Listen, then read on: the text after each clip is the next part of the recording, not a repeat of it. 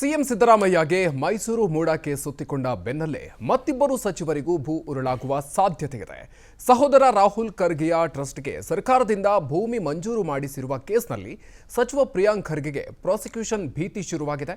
ಸಚಿವ ಪ್ರಿಯಾಂಕ್ ಖರ್ಗೆಗೆ ರಾಜ್ಯಪಾಲ ತಾವರ್ಚಂದ್ ಗೆಹ್ಲೋಟ್ ಶಾಕ್ ಕೊಟ್ಟಿದ್ದಾರೆ.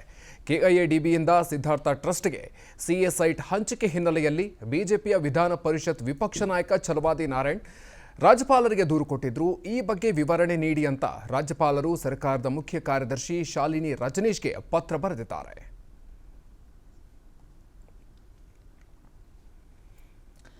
ವಿಧಾನ ಪರಿಷತ್ ವಿಪಕ್ಷ ನಾಯಕ ಛಲವಾದಿ ನಾರಾಯಣ ಸ್ವಾಮಿ ಅವರು ಆರೋಪ ಮಾಡಿದ ಬೆನ್ನಲ್ಲೇ ಪ್ರಿಯಾಂಕ್ ಖರ್ಗೆ ಕಿಡಿಕಾರಿದ್ದಾರೆ. ಬಿಜೆಪಿ ಅವಧಿಯ 21 ಹಗರಣಗಳ ಬಗ್ಗೆ ಪ್ರಸ್ತಾಪ ಮಾಡಿರುವ ಪ್ರಿಯಾಂಕ್ ಖರ್ಗೆ ಎಲ್ಲ ಹಗರಣಗಳ ಬಗ್ಗೆ ತನಿಖೆ ಮಾಡ್ತೀವಿ ಮತ್ತು ಲಾಜಿಕಲ್ ಎಂಡಿಗೆ ತೆಗೆದುಕೊಂಡು ಹೋಗ್ತೀವಿ ಅಂತ ಮಾಹಿತಿ ನೀಡಿದ್ದಾರೆ. ಹಗರಣಗಳು ಏನು ಬರೀ ಟ್ರೇಲರ್ ಆಗಿ ಮೊನ್ನೆ ಮುಖ್ಯಮಂತ್ರಿಗಳು ಸದನದಲ್ಲಿ ಹೇಳಿದ್ರು, ಅವೆಲ್ಲನೂ ಕೂಡ ಲಾಜಿಕಲ್ ಎಂಡಿಗೆ ನಾವು ತೊಗೊಂಡು ಹೋಗ್ತೀವಿ. ಈಗ ಅದರ ಮೊನ್ನೆ ಹಗರಣದಲ್ಲಿ ಇನ್ನೂ ಅದು ನಿಮ್ಮ ಸೋಪ್ಸ್ ಆ್ಯಂಡ್ ಡಿಟರ್ಜೆಂಟ್ ದಿನ ಹೇಳಿಲ್ಲ ನಾವು, ಇನ್ನು ಸಾಕಷ್ಟಿದೆ. ಕೆಲವು ಏನಾಗ್ಬಿಟ್ಟಿದೆ ಅಂದರೆ ಈ ಕೇಂದ್ರ ಸರ್ಕಾರದ ಏಜೆನ್ಸಿಗಳು ಬಂದು ಕೈ ಆಡಿಸ್ತಾ ಇವೆ. ಸೊ ಅವೆಲ್ಲನೂ ಕೂಡ legally we will take it, but we will 100% take it to the logical end. ಅದರಲ್ಲಿ ಯಾರಿಗೂ ಅನುಮಾನ ಬೇಡ, BJP-ಯವರಿಗೂ ಅನುಮಾನ ಬೇಡ. 21 ಹಗರಣಗಳು. ಇನ್ನು ಪ್ರಿಯಾಂಕ್ ಖರ್ಗೆ ಮಾತ್ರ ಅಲ್ಲದೆ ಸಚಿವ ಎಂಬಿ ಪಾಟೀಲ್ಗೂ ಪ್ರಾಸಿಕ್ಯೂಷನ್ ಭೀತಿ ಶುರುವಾಗಿದೆ. ಕಾರ್ಪೊರೇಟ್ ಸಂಸ್ಥೆಗೆ ಸರ್ಕಾರದ ಸಿಎ ಸೈಟ್ ಹಂಚಿಕೆಯಲ್ಲಿ ಸಚಿವ ಎಂಬಿ ಪಾಟೀಲ್ ಅಕ್ರಮ ಮಾಡಿದ್ದಾರೆ. ಹೀಗಾಗಿ ಪ್ರಾಸಿಕ್ಯೂಷನ್ಗೆ ಅನುಮತಿ ಕೋರಿ ಸಾಮಾಜಿಕ ಕಾರ್ಯಕರ್ತ ದಿನೇಶ್ ಕಲ್ಲಹಳ್ಳಿ ರಾಜ್ಯಪಾಲರಿಗೆ ದೂರು ಕೊಟ್ಟಿದ್ರು. ಈ ಕೇಸ್ ಸಂಬಂಧ ಕೂಡ ವಿವರಣೆ ಕೇಳಿ ರಾಜ್ಯಪಾಲರು ಮುಖ್ಯ ಕಾರ್ಯದರ್ಶಿಗೆ ಪತ್ರ ಬರೆದಿದ್ದಾರೆ. ತಮ್ಮ ಪತ್ರದ ಜೊತೆಗೆ ದೂರಿನಲ್ಲಿ ಉಲ್ಲೇಖಿಸಿರುವ ಆರೋಪಗಳ ಬಗ್ಗೆ ಮಾಹಿತಿಯನ್ನ ರಾಜ್ಯಪಾಲರು ನೀಡಿದ್ದಾರೆ.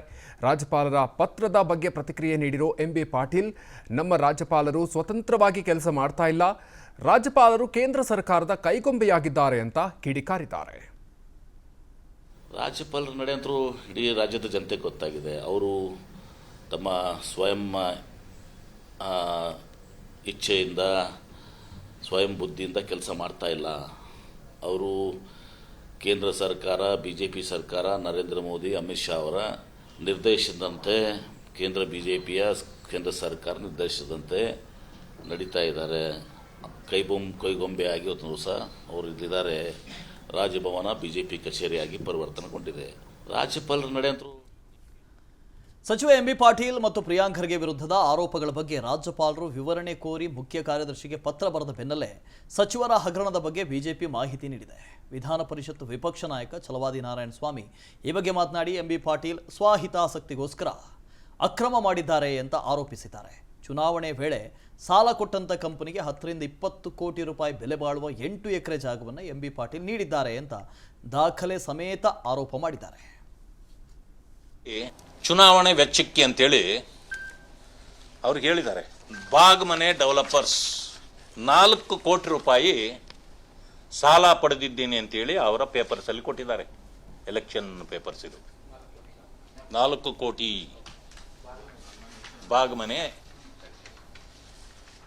ಬಾಗ್ಮನೆ ಡೆವಲಪರ್ಸ್ ಬೆಂಗಳೂರು, ಆಯ್ತಾ, 4 ಕೋಟಿ 400 lakhs ಸಾಲ ಪಡೆದಿದ್ದೀನಿ ಅಂತ ಹೇಳಿದ್ದಾರೆ. ಮೊನ್ನೆ ಲ್ಯಾಂಡ್ ಸ್ಯಾಂಕ್ಷನ್ ಮಾಡಿರೋದು ಯಾರಿಗೆ? Hitech defence aerospace park, aerospace SEZ ಅಲ್ಲಿ 8 ಎಕರೆ ಲ್ಯಾಂಡು 10 ರಿಂದ 20 ಕೋಟಿ ಬಾಳ್ತಾ ಇರ್ತಾರೆ. ವಾಲ್ಮೀಕಿ ಹಗರಣ ಆಯಿತು, ಮೂಡ ಆಯಿತು, ಈಗ KADB. ಗೊತ್ತಿಲ್ಲ ಈ ಸರ್ಕಾರಕ್ಕೆ ಭೂಕಂಟಕ ಯಾಕೆ ಇಷ್ಟೊಂದು ದೊಡ್ಡ ಮಟ್ಟಿಗೆ ಇಷ್ಟೊಂದು ಬಿಗಿಯಾಗಿ ಸುತ್ತಕೊಳ್ತಾ ಇದೆ ಅಂತ. ಹಿಂದೆ ಪ್ರಿಯಾಂಕ್ ಖರ್ಗೆ ಅವರೊಂದು ಟ್ರಸ್ಟ್ಗೆ, ಅವರ ತಮ್ಮನ ಟ್ರಸ್ಟು ರಾಹುಲ್ ಖರ್ಗೆ ಅಂತ, ಅವರ ಟ್ರಸ್ಟ್ಗೆ ಕೊಟ್ಟಂಥ ಭೂಮಿಯ ಬಗ್ಗೆ ಭಾಳ ವಿವಾದ ಆಗಿತ್ತು. ಈ ವಿವಾದದ ತನಿಖೆಗೆ ರಾಜ್ಯಪಾಲರಿಗೂ ದೂರು ಹೋಗಿತ್ತು, ಪ್ರಾಸಿಕ್ಯೂಷನ್ಗೆ ಕೊಡಿ ಅಂತ. ಸೊ ಈಗ ರಾಜ್ಯಪಾಲರು ಇದ್ರ ಬಗ್ಗೆ ಮಾಹಿತಿ ಕೇಳಿದ್ದಾರೆ ಸರ್ಕಾರದ ಬಳಿ. ಸಿದ್ದರಾಮಯ್ಯನವರ ವಿರುದ್ಧ ಪ್ರಾಸಿಕ್ಯೂಷನ್ಗೆ ಅನುಮತಿ ಬಂತು, ಅನುಮತಿ ಕೊಡಿ ಅಂತ ದೂರು ಬಂದಾಗಲೂ ಕೂಡ ಇದೇ ರೀತಿಯ ಪ್ರಕ್ರಿಯೆ ಆಗಿತ್ತು. ಗೊತ್ತಿಲ್ಲ ಇಲ್ಲಿ ಏನಾಗತ್ತೆ ಅಂತ. ಮಾಹಿತಿ ಕೊಡಿ ಅಂತ ಕೇಳಿದ್ದಾರೆ. ಮಾಹಿತಿ ಬಂದ ನಂತರ ಶೋಕಾಸ್ ಕೊಡ್ಬೋದು, ನೋಟಿಸು. ಅದಾದ ನಂತರ ಪ್ರಾಸಿಕ್ಯೂಷನ್ಗೆ ಅನುಮತಿಯನ್ನು ಕೊಡ್ಬೋದು. ಆದರೆ ಈ ಅಕ್ರಮಗಳು ಯಾಕೆ ಆಗ್ತವೆ ಅಂತ ಅದೇ ಗೊತ್ತಾಗ್ತಾ ಇಲ್ಲ. ರಾಜ್ಯದಲ್ಲಿ ಈಗಾಗಲೇ ಏಕ ಗವಾಕ್ಷಿ ಯೋಜನೆ ಇದೆ ಭೂಮಿ ಹಂಚಿಕೆಗೆ, ಸಿಂಗಲ್ ವಿಂಡೋ ಸಿಸ್ಟಮ್ಮು ಅಂತ. ಆ ಸಿಂಗಲ್ ವಿಂಡೋ ಸಿಸ್ಟಮಲ್ಲಿ ಆಗ್ತಾ ಇಲ್ವ ಇದೆಲ್ಲ ಭೂಮಿ ಹಂಚಿಕೆಗಳು? ಈ ಹಿಂದೆ ಡಿನೋಟಿಫಿಕೇಷನ್ ಅನ್ನೋದು ಭೂತ ಇತ್ತು. 2010, 2012 ನಿಮಗೆ ಗೊತ್ತಿರ್ಬೋದು ಶೆಟ್ರೆ. ಯಡಿಯೂರಪ್ಪನವ್ರ ವಿರುದ್ಧ ಕೇಳಿ ಬಂದಿದ್ದು, ಈ ಹಿಂದೆ ಕುಮಾರಸ್ವಾಮಿ ಅವ್ರ ವಿರುದ್ಧ, ಹೀಗೆ ಬೇರೆ ಬೇರೆ ಮುಖ್ಯಮಂತ್ರಿಗಳ ವಿರುದ್ಧ ಕೇಳಿ ಬರ್ತಾನೆ ಇದೆ ಡಿನೋಟಿಫಿಕೇಷನ್. ಅದನ್ನು ಸಿದ್ದರಾಮಯ್ಯನವರ ಸರ್ಕಾರ ಬಂದಾಗ 2019 ಟರ್ಮಿನಾಲಜಿನ ಚೇಂಜ್ ಮಾಡ್ತಾರೆ. ಡಿನೋಟಿಫಿಕೇಷನ್ ಇದ್ದದನ್ನು ರೀಡು ಅಂತ ಮಾಡಿಬಿಡ್ತಾರೆ ಟರ್ಮಿನಾಲಜಿ. ಇಲ್ಲಿ KADBಯಲ್ಲೂ ಈ ಹಿಂದಿನಿಂದಲೂ ಯಾರಿಗೇ ಭೂಮಿ ಕೊಡಿ ಅಲ್ಲಿ ಅಕ್ರಮ ಆಗಿದೆ. ಸರ್ಕಾರದ ಬೆಲೆ ಒಂದು, ಇವರು ಕೊಟ್ಟಂಥ ಬೆಲೆ ಇನ್ನೊಂದು, ಕಡಿಮೆ ಬೆಲೆ ಕೊಡ್ತಾ ಇದ್ದಾರೆ, ಫೇವರ್ ಮಾಡ್ತಾ ಇದ್ದಾರೆ. ನಮ್ಮಲ್ಲಿ ಚುನಾವಣೆ ಮಾಡೋದು ಗೊತ್ತಲ್ಲ ನಿಮಗೆ. ಚುನಾವಣೆ ಸಂದರ್ಭದಲ್ಲಿ ಇನ್ವೆಸ್ಟ್ ಮಾಡ್ತಾರೆ, ಅಧಿಕಾರಕ್ಕೆ ಬಂದ ನಂತರ ಅದರ ಪ್ರಾಫಿಟನ್ನು ಪಡ್ಕೊಳ್ತಾರೆ. ಇಲ್ಲೂ ಕೂಡ ಛಲವಾದಿ ನಾರಾಯಣ ಸ್ವಾಮಿಯವರು ಅದನ್ನೇ ಆರೋಪ ಮಾಡ್ತಾ ಇರೋದು. ಈ ಹಿಂದೆ ಒಂದು ಕಂಪನಿಗೆ MB ಪಾಟೀಲ್ರು ಅವರ ಚುನಾವಣೆಯ ದಾಖಲೆಗಳಲ್ಲಿ ಸಾಲ ಪಡ್ಕೊಂಡಿದ್ದೀನಿ 4 ಕೋಟಿ ಅಂತ ಬರ್ಕೊಂಡಿದ್ದಾರೆ. ಅದೇ ಕಂಪನಿಗೆ ಈಗ 8 ರಿಂದ 10 ಕೋಟಿ ರೂಪಾಯಿ ಮೌಲ್ಯದ ಭೂಮಿಯನ್ನು ಹಂಚಿಕೆ ಮಾಡಿದ್ದಾರೆ, ಭೂಮಿ ಕೊಟ್ಟಿದ್ದಾರೆ ಅನ್ನುವ ಆರೋಪ. ಸೊ ಗೊತ್ತಿಲ್ಲ ಮುಂದೆ ಇದು ಆರೋಪ ಎಲ್ಲಿ ಹೋಗುತ್ತೆ, ಪ್ರಾಸಿಕ್ಯೂಷನ್ಗೆ ಅನುಮತಿಯನ್ನು ಕೊಡ್ತಾರಾ, ಇವರ ವಿರುದ್ಧ ಪ್ರಾಸಿಕ್ಯೂಷನ್ ಆಗುತ್ತಾ.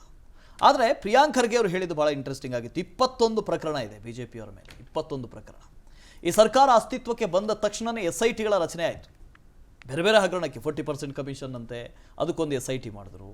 ಈ ಕೋವಿಡ್ ಅದಕ್ಕೊಂದು SIT ಮಾಡಿದ್ರು. ಮೊನ್ನೆ ವರದಿಯನ್ನು ತಗೊಂಡ್ರು, ಇಂಟ್ರಿಮ್ ವರದಿಯನ್ನು ತಗೊಂಡ್ರು, ಅದಾದರೂ ಫೈನ್. ಉಳಿದಂಥ ಪ್ರಕರಣಗಳಿಗೆ ಎಲ್ಲದಕ್ಕೂ ನಾವು SIT ಮಾಡ್ತೀವಿ ಅಂತ ಹೇಳಿದ್ರು. ಎಲ್ಲಿ ಹೋಯಿತು ಆ ತನಿಖೆ? ಏನಾಗ್ತಾ ಇದೆ? 1.5 ವರ್ಷ ಆಯಿತು, ಹತ್ರ 2 ವರ್ಷ ಆಗ್ತಾ ಬಂತು. ತನಿಖೆ ವೇಗ ಏನು, ಗತಿ ಏನು? ಎಲ್ಲದನ್ನು ರಾಜ್ಯಪಾಲರಿಗೆ ಯಾಕೆ ಕೊಡ್ತಾ ಇದ್ದೀರಿ ಗೊತ್ತಿಲ್ಲ. ಎಲ್ಲದಕ್ಕೂ ಪ್ರಾಸಿಕ್ಯೂಷನ್ಗೆ ಅನುಮತಿ ಕೊಡಿ. ಲೋಕಾಯುಕ್ತ ಇದೆ, SITಗಳಿದ್ದಾವೆ, ನೀವು SIT ಫಾರ್ಮ್ ಮಾಡಿ, CID ಇದೆ, ಪೊಲೀಸರಿದ್ದಾರೆ, ವರದಿಯನ್ನು ತರಿಸ್ಕೊಳ್ಳಿ, ಅವರ ವಿರುದ್ಧ ಕ್ರಮ ಆಗಲಿ. ಈ ಭಯಪಡಿಸುವ ತಂತ್ರಗಾರಿಕೆ ಯಾಕೆ ಅಂತ. BJPಯವರು ನಾಳೆ ಬಂದು ನಿಮ್ಮ ವಿರುದ್ಧ ಏನೋ ಅಕ್ರಮ ಇದೆ ಅಂತ ಹೇಳಿದಾಗ ನಿಮ್ಮ ವಿರುದ್ಧನೂ ಇದೆ, ನಾವು ಬಿಡೋದಿಲ್ಲ, ಎಲ್ಲವನ್ನು ಬಯಲಿಗೆಳೆತ್ತೀವಿ, ನಗ್ನ ಮಾಡ್ತೀವಿ, ತೋರಿಸ್ತೀವಿ ಜನರಿಗೆ. ಇವತ್ತಿನವರೆಗೂ ಏನೂ ನೋಡಿಲ್ಲ. ಯಾರು ಅಕ್ರಮ ಮಾಡಿದ್ರು, ಎಲ್ಲಿ ಹೋಯ್ತು ಗೊತ್ತಿಲ್ಲ. ಯಾಕೆ ಈ ಥರದ್ದು ಯಾಕೆ ಅಂತ. ಒಂದು ವೇಳೆ ನೀವು ತನಿಖೆ ನಿಜಕ್ಕೂ ಮಾಡ್ತೀರಿ, ಇದರ ಹಿಂದೆ ಸದುದ್ದೇಶ ಇದೆ ಅಂದರೆ ತನಿಖೆ ಮಾಡಿ, SITಗಳನ್ನು ರಚನೆ ಮಾಡಿ, ಅದರಲ್ಲಿ ತನಿಖೆ ಮಾಡಿ, ವರದಿ ತರಿಸ್ಕೊಳ್ಳಿ, ಅವ್ರ ಮೇಲೆ ಕ್ರಮ ಆಗಲಿ. ನಾನು ಪದೇ ಅದನ್ನೇ ಹೇಳ್ತಾ ಇರ್ತೀನಿ. ನಮ್ಮ TB ಜಯಚಂದ್ರ ಅವರ ನೇತೃತ್ವದಲ್ಲಿ ನೈಸ್ ಅಕ್ರಮದ ಬಗ್ಗೆ ವರದಿ ಕೊಡಿ ಅಂತ ನೀವು ಆಯೋಗ ರಚನೆ ಮಾಡಿದ್ರಿ. ವರದಿ ಕೊಟ್ಟಾಯ್ತು ರೀ, ಅದನ್ನು ಇನ್ನೂ ಟೇಬಲ್ಲೇ ಮಾಡಿಲ್ಲ ನೀವು. ಇವತ್ತಿನವರೆಗೂ ಟೇಬಲ್ ಮಾಡಿಲ್ಲ, ಏನಾಯಿತು ಅಂತಲೇ ಗೊತ್ತಿಲ್ಲ. ಇನ್ಯಾಕೆ SIT, ಇನ್ಯಾಕೆ ಆಯೋಗಗಳು, ಅದರಿಂದ ಯಾಕೆ ವರದಿ ಪಡಿಬೇಕು, ಅದರಿಂದ ಲಾಭ ಏನು?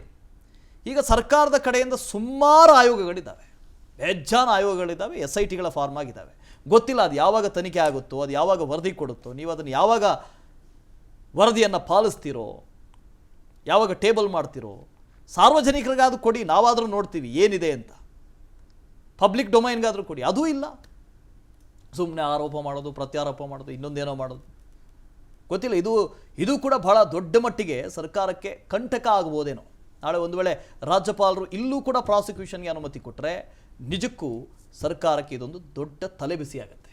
ನಿಜ. ಅನುಕ್ಷಣದ ಸುದ್ದಿಗಳಿಗಾಗಿ ವಿಸ್ತಾರ ನ್ಯೂಸ್ ಯೂಟ್ಯೂಬ್ ಚಾನೆಲ್ ಸಬ್ಸ್ಕ್ರೈಬ್ ಮಾಡಿ. ಹೊಸ ಸುದ್ದಿಗಳ ನೋಟಿಫಿಕೇಶನ್ಗಾಗಿ ಬೆಲ್ ಐಕಾನ್ ಕ್ಲಿಕ್ ಮಾಡಿ. ಲೇಟೆಸ್ಟ್ ಅಪ್ಡೇಟ್ಸ್ಗಾಗಿ www.vistaranews.com ವೆಬ್ಸೈಟ್ಗೆ ವಿಸಿಟ್ ಮಾಡಿ. ಅಂಗೈಯಲ್ಲೇ ಜಗತ್ತಿನ ಸುದ್ದಿ ತಿಳಿಯಲು ವಿಸ್ತಾರ ನ್ಯೂಸ್ ಕನ್ನಡ ಆಪ್ ಡೌನ್ಲೋಡ್ ಮಾಡಿ.